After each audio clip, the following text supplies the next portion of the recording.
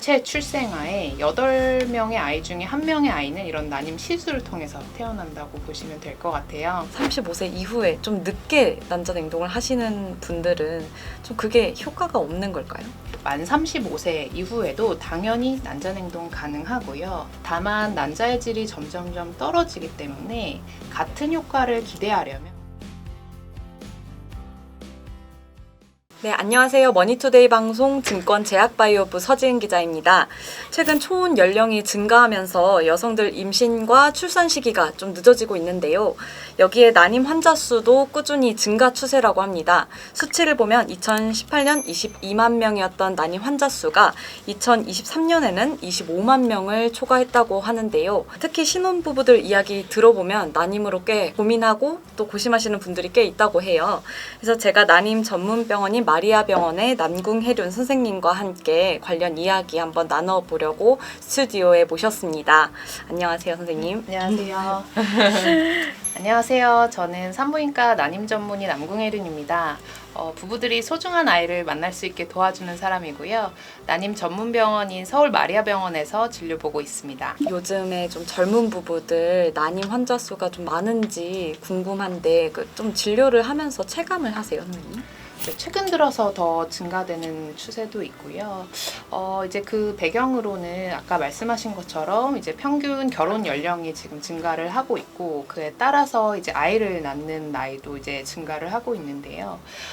우리가 이제 초산 연령이 10년 전에는 31세 정도였는데 10년 만에 이제 작년 2024년에는 33세 정도로 증가를 했어요. 그런데 이제 임신을 할 수 있는 그런 생식 능력이라는 게 이제 유한하고 이제 나이에 영향을 많이 받기 때문에 자연스럽게 이제 난임 환자들도 많이 늘어나고 있는데요. 그래서 이렇게 난임 시술을 받는 환자분들이 2018년도에 비해서 2022년도에 이렇게 4년 사이에 거의 16%가 증가를 했어요. 그래서 2022년 기준 한 연간 14만 명 정도가 난임 시술을 받고 있고 이 데이터는 이제 전체 출생아에 8명의 아이 중에 1명의 아이는 이런 난임 시술을 통해서 태어난다고 보시면 될 것 같아요. 근데 이렇게 증가하는 배경에는 또 요즘 정부가 저출생 대책으로 이런 난임 환자들을 많이 적극적으로 지원을 해주고 있고 이것 때문에 좀 더 늘어나는 면도 있는 것 같습니다. 복지부 지원책 말씀하셨는데 좀 젊은 부부들한테 이 정책 관련해서도 같이 소개를 해주시면 이용하기 더 쉬울 것 같아요. 그래서 어떤 정책? 일단은 이제 우리 난임 이제 시술이라는 거는 인공수정이랑 시험관 수정을 얘기를 하는데, 요거 같은 경우에는 이제 최근 몇 년 사이에 예전에는 지원을 받을 수 있는 그런 소득 기준이 존재를 했는데 그런 것도 다 폐지가 되었고요. 이제 지원받을 수 있는 횟수 같은 경우에도 원래 부부당 한 25회 정도였는데 출산당 25회 정도로 많이 파격적으로 증가를 늘었습니다. 그러면 아까 잠깐 초혼 연령도 늦춰진다 이게 난임 환자 수가 늘어나는 요인으로 하나 꼽으셨는데 그러면 35세 이상의 부부들도 병원에 많이 찾을 것 같아요. 초혼 연령이 늦춰지면서. 그러면 이런 좀 환자 진료한 사례들, 구체적인 사례들도 좀 궁금한데 그게 뭐예요? 네, 일단은 건강보험공단의 자료를 보면은 2022년도 기준으로 난임 시술을 가장 많이 받는 연령대가 35세에서 39세 사이, 30대 후반이 전체 한 39% 정도로 가장 많고요. 그 다음에가 이제 30세에서 34세, 그 다음이 40에서 44세가 한 27%, 26%로 비슷한 정도로 나타났어요. 그래서 이렇게 35세 이상에서도 난임 시술을 받기 위해서 병원을 찾는 분들이 굉장히 많고 그 외에도 요즘에는 이제 부부가 결혼을 하더라도 당장에 아이를 낳을 생각이 없는 경우가 많이 있습니다. 그렇지만 이제 여성의 가입력 같은 경우에는 만 35세를 기점으로 빠르게 감소를 하기 때문에 미리 배아를 냉동을 해놓는 케이스들도 있습니다. 그래서 실제로 진료를 보면 30대 초중반에 결혼한 부부가 당장에는 뭔가 커리어나 여러 가지 이제 사회적 개인적 이유로 임신 계획을 한 30대 후반으로 미루고 미리 저희 병원에 방문해서 이제 배아를 얼려놓는 케이스들도 많이 늘어나고 있습니다. 젊은 부부, 그러니까 20대 젊은 부부랑 35세 이상의 조금 이제 연령대가 있으신 신혼 부부들의 진료의 스타일이 좀 다른지 궁금한데 어떻게 진료를 보고 계실까요, 선생님? 일단은 이제 난임 치료라는 게 딱 획일화된 치료가 아니라 이제 환자분들의 개별적으로 개별화해서 진행을 하고 있고요. 일단은 이제 부부의 나이도 중요하고 난임의 원인 같은 것들도 중요하게 돼요. 그래서 난임의 원인은 이제 뭐 남성 요인도 있을 수가 있고 뭐 자궁 요인, 배란 요인 여러 가지가 있을 수 있는데 일단은 환자분들이 병원에 오시면 그 원인에 대한 그런 난임 원인에 대한 검사들을 좀 전반적으로 진행을 하게 되고요. 그 결과에 따라서 어떻게 임신 시도를 할지, 그 다음에 어떤 난임 시술을 진행을 할지 결정을 하게 됩니다. 그래서 흔히 난임병원 하면 이제 시험관 하는 병원 아니야 이렇게 생각하실 수가 있는데 실제로는 이제 임신을 준비하는 단계 그런 분들도 계시고요. 아니면 이제 인공수정이나 시험관 수정 같은 시술을 하는 분들도 계시지만 뭐 여러 가지 배란을 이제 유도해서 자연 임신을 도와드리는 것도 저희가 하고 있습니다. 그래서 저희가 뭐 흔히 숙지를 낸다고 하는데요. 이제 배란 날짜에 맞춰서 저희가 초음파를 보고 그 배란일을 예측을 해서 부부관계 날짜를 알려드리기도 합니다. 또 난임 시술 같은 경우에는 이제 인공수정이랑 이제 시험관 수정 두 가지가 있는데요. 간단하게 설명을 드리면 이제 인공수정이라는 거는 배란을 유도해서 배란 날짜에 맞춰서 남편분 정액을 채취해서 자궁 끝까지 넣어주는 그런 시술을 얘기를 하고요. 시험관 수정은 이제 난자를 채취해서 남편분 정자랑 체외에서 그러니까 시험관에서 수정을 시켜서 배양을 해서 배아를 만든 다음에 그걸 자궁에다 이식해주는 시술이에요. 그래서 이제 그런 이제 난자를 채취를 하려면 여러 가지 이제 과배란 유도라는 걸 해야 되는데요. 그거는 이제 매일매일 배에다가 주사를 맞게 됩니다. 근데 이제 그런 과배란 유도 같은 것들도 환자분 상태에 따라서 뭐 종류라든지 용량이라든지 이런 것들이 많이 이제 달라지게 되고 또 뭐 여러 가지 프로토콜이 있기 때문에 그거에 따라서 개별화해서 진행을 하게 됩니다. 그래서 예를 들면 이제 뭐 다낭성 난소 증후군이라고 이제 이렇게 과배란 주사를 했을 때 부작용이 굉장히 클 것이라고 예상이 되는 분들 같은 경우에는 이제 과배란 주사라는 걸 쓰지 않고 미성숙 난자를 채취해서 저희가 체외에서 수정을 시켜서 임신 시도를 하는 방법들도 기술을 사용하고 있고 또 너무 고령의 환자에서 난소 기능이 많이 떨어지는 분들 같은 경우에는 이제 오히려 주사를 많이 안 쓰고 자연 배란 주기를 이용해서 뭐 시험관 시술을 한다거나 이렇게 좀 다양하게 진행을 하고 있고요.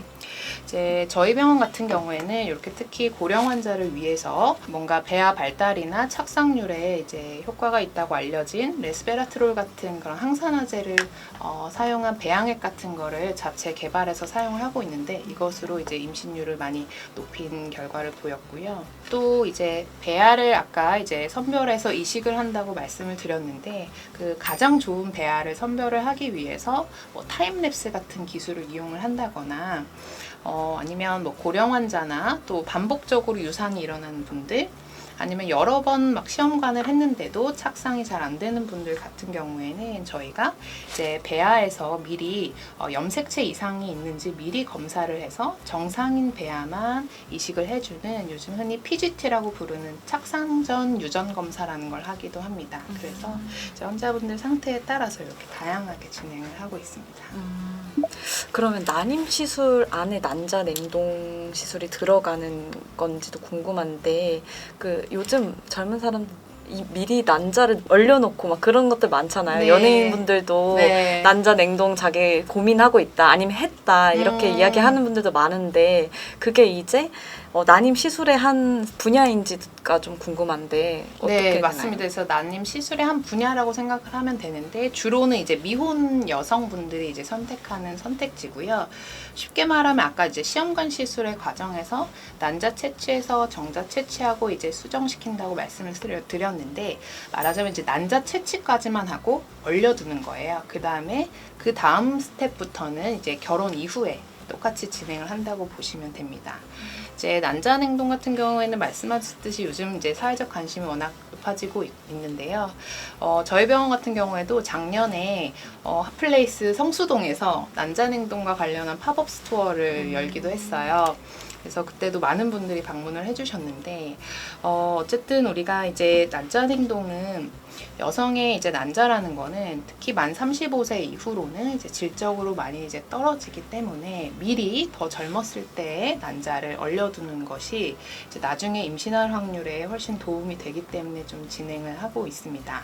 젊을 때 난자 냉동을 하는 게 좋다라고 말씀하셨는데 35세 이후에 좀 늦게 난자 냉동을 하시는 분들은 좀 그게 효과가 없는 걸까요? 그렇지는 않습니다. 근데 의학적으로는 이제 말씀드렸듯이 만 35세 이후부터는 난자의 질적으로 이제 떨어져서 난자의 질이 가장 좋은 20대 후반에서 30대 초반에 난자를 얼려놓는 것이 가장 좋다고 하지만 사실 난자 냉동이라는 게 시간이나 뭐 노력, 비용적인 부분도 많이 들기 때문에 모든 분들이 이 시기에 난자 냉동을 고려하시기는 쉽지 않습니다. 그래서 이제 만 35세 이후에도 당연히 난자 냉동 가능하고요. 다만 난자의 질이 점점점 떨어지기 때문에 같은 효과를 기대하려면 조금 더 여러 개의 난자를 얼려놔야 될 수 있습니다. 그래서 일단은 이제 간단하게 설명드리면 만약 내가 나중에 아이를 낳을 확률을 한 80% 정도를 확보해 놔야 된다고 했을 때 35세 미만에서는 한 10개에서 15개 정도의 난자를 이제 얼려두면 충분하지만 35세 이상에서는 15개에서 20개 그리고 38세 이상에서는 20개 이상을 얼려놔야 같은 효과를 기대를 할 수가 있습니다. 그런데 저는 사실 이제 늦었다고 생각할 때가 가장 빠르다고 생각하기 때문에 이제 환자분들이 난자 냉동을 원한다고 오시면 나이대랑 상관없이 최선을 다해서 도와드리고 있습니다. 그러면 난자 냉동한 후에 임신 냉동된 난자로 어쨌든 좀 임신을 시도를 해보는 거잖아요. 그게 이제 성공률이 궁금한데 좀 잘 임신이 되는 편인가요, 난자 냉동? 일단은 이제 난자 냉동을 해놨다고 해서 누구나 100% 임신이 된다라고 할 수는 없는데요. 왜냐하면 이제 난자 냉동을 해놓은 경우에 나중에 시험관 시술로 임신 시도를 하게 되는데 난자를 녹여서 이제 시험관 시술이라는 거는 이제 난자를 뽑아서 그 중에 일부가 수정이 되고 또 일부가 배아가 돼서 그 중에 또 일부가 착상이 돼서 임신에 성공하기 때문에 성공 확률이 100%가 아닙니다. 그래서 이런 확률들을 계산을 해봤을 때 보통 난자 한 개를 얼려놨을 때 임신을 할 수 있는 확률을 한 4에서 6% 정도로 계산을 하는데요. 물론 더 이제 얼렸을 때 나이가 훨씬 젊을수록 더 확률은 높기는 하는데 그래서 예를 들면 내가 한 15개 정도 난자를 얼려놨다라고 하면 거의 90% 가까이 나중에 임신을 이제 성공할 확률을 확보를 했다고 보시면 되고요. 그 다음에 이제 난자 냉동을 고려하시는 분들이 가장 걱정하시는 게 내가 난자를 얼려놨는데 나중에 해동했을 때 얘네가 다 잘못되면 어떡할까 요거에 대한 걱정이 가장 많으신데 이제 저희 병원 데이터 같은 경우에는 35세 미만의 난자를 얼려놨을 경우에 나중에 해동했을 때 생존율이 95% 이상이고요. 36세 이상에서도 해동했을 때 생존율이 한 85% 정도입니다. 그래서 사실 이제 얼리는 나이가 중요하기는 하지만 아주 걱정할 만한 확률은 아닌 거죠. 네. 그러면 좀 마지막으로 이제 임신 준비를 하고 계시는 부부들한테 어떤 부분을 준비하면 좋다 이런 꿀팁을 주시자면 어떤 게 있을까요? 꿀팁이요? 네네. 네, 꿀팁. 일단은 이제 임신이라는 게 워낙 복잡하고 여러 가지 요인이 작용을 하기 때문에 건강한 임신을 위해서는 부부가 모두 다방면으로 노력을 하는 게 되게 중요합니다. 제가 생각하는 꿀팁은 사실 저는 가장 기본적인 게 가장 중요하다고 생각을 하는데요. 간단하게 정리하면 이제 잘 먹고 잘 자고 운동하는 거 이렇게 이제 말씀드릴 수 있는데 일단 잘 먹는 거 같은 경우에는 음식을 골고루 먹되 뭐 술, 담배, 카페인, 이제 음료수, 가공식품 같은 건 피하고 엽산 같은 필수 영양제들 좀 잘 챙겨 먹는 것이 중요하다고 생각을 하고요. 일단 이제 두 번째는 이제 잘 자는 거라고 말씀을 드렸는데 우리가 이제 임신은 여러 가지 호르몬이 작용을 하기 때문에 수면도 굉장히 중요하고 그래서 밤 10시 이후로는 이제 잠자리에 드는 걸 좀 노력하는 게 좋고 충분한 수면 시간을 확보하는 게 좋다고 생각을 하고요. 일단 세 번째가 이제 운동이 생각보다 중요한데 한 주 2, 3회 이상 땀 흘릴 만한 운동을 한 30분에서 1시간 이상 꾸준히 규칙적으로 하는 것이 굉장히 임신에 도움이 많이 됩니다. 그리고 특히 과체중인 경우에는 부부 모두 체중 감량을 하는 게 임신에 굉장히 효과가 좋고요. 그 다음에 이제 심리적인 부분도 당연히 중요하기 때문에 스트레스도 임신에 영향을 줄 수가 있어서 좀 편안한 마음을 유지하는 것이 좀 도움이 된다고 봅니다. 마지막으로는 이제 사실 중요한 건 이렇게 이제 두 분이 노력해서 할 수 있는 부분도 있지만 그 이상의 뭔가 의학적인 도움이 필요한 분들도 있습니다. 그런데 이제 남녀의 가입력이라는 게 유한하고 어느 시점 이후로부터는 계속 감소하기 때문에 이런 분들이 늦지 않게 난임병원을 찾아오시는 게 중요합니다. 그렇기 때문에 이런 분들이 너무 늦지 않게 적절한 치료를 받을 수 있게 그렇게 난임병을 찾아오시는 것이 전 중요하다고 생각합니다. 네, 지금까지 남궁혜론 선생님이랑 난임 부부들 어떤 걸 준비해야 되고 요즘 환자들 늘어나는 추세인지를 좀 다뤄봤습니다. 네, 선생님 그러면 지금까지 말씀해 주셔서 너무 감사드립니다. 네.